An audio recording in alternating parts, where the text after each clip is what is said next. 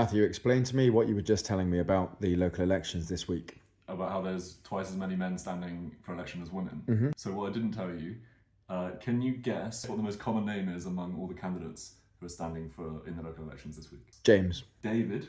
Okay. And 2% of people who are standing are called David. Wow. So like around 500 people. But what do you think the most common women's name is? Sarah.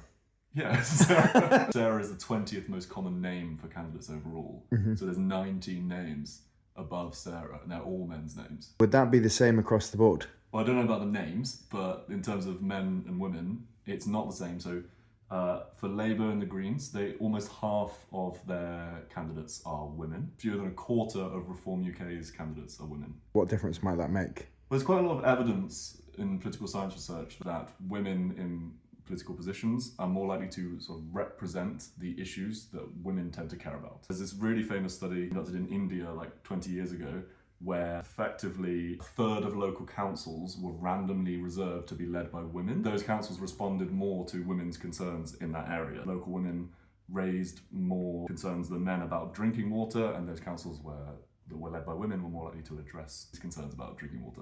We can't just assume this finding from like these specific cases in India would apply here, but it does fit into what has now been like quite consistently shown across loads of research. And there's actually one study a few years ago of elected police and crime commissioners. So this is directly relevant to local politics in the UK. The data are very limited, but it suggests that women police and crime commissioners were more likely to prioritise combating violence against women and girls, which was an issue. The national government was really putting pressure on local governments to prioritise, but those places that had male police and crime commissioners weren't tending to prioritise it as much. We'd expect that if we've got local politics that's dominated by men, then these issues that women tend to care about, and women are half or even slightly more than half of the population, are being underrepresented